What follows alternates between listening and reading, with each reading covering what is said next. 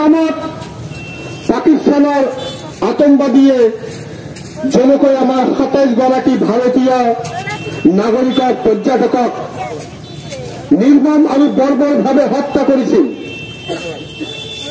তাৰ পিছতে ভাৰত চৰকাৰ আৰু আমাৰ ভাৰতবৰ্ষৰ বীৰ সেনাসকলে যেনেদৰে পৰাক্ৰম দেখুৱাই আৰু পাকিস্তানৰ নিচিনা এটা আতংকবাদী দেশক উচিত শিক্ষা দি আমাৰ দেশৰ যি গৌৰৱময় ইতিহাস আছে আকৌ এবাৰ গোটেই বিশ্বত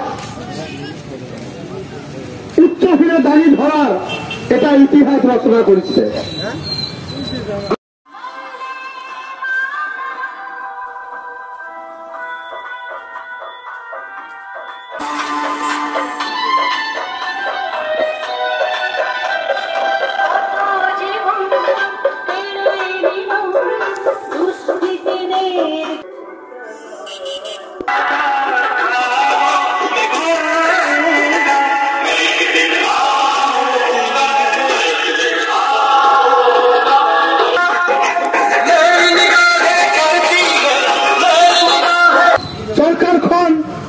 লগতে আমাৰ দেশৰ বীৰ সেনাসকলৰ এই পৰাক্ৰম আৰু এই গৌৰৱ ইতিহাসক তামাৰহাট ইলিস্কা এছ'চিয়েশ্যনৰ যিসকল কাৰ্যকৰ্তাই আৰু যিসকল সদস্যই এজন ভাৰতীয় নাগৰিক হিচাপে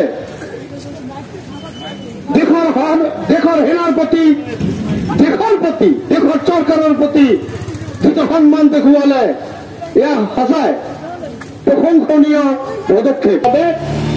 তামাৰহাট ইলিস্কা এছ'চিয়েশ্যন আজি এটা গুৰুত্বপূৰ্ণ ভূমিকা গ্ৰহণ কৰিলে। সেইবাবে মই তামাৰহাট ইলিস্কা এছ'চিয়েশ্যনক গভীৰভাৱে ইয়াৰ পৰা ধন্যবাদ জ্ঞাপন কৰিলো। লগতে আমি ধুবুৰী জিলা প্ৰশাসন আৰু তামাৰহাটৰ প্ৰশাসনৰ ফালৰ পৰা তামাৰহাট ইলিস্কা এছ'চিয়েশ্যনকো আমি ইয়াৰে ধন্যবাদ জ্ঞাপন কৰিলো।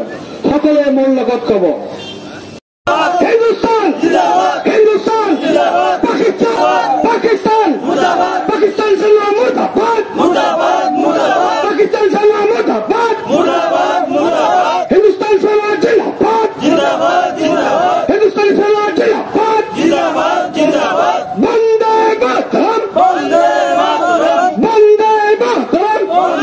মাতরম। জয় হিন্দ, সকলকে ধন্যবাদ।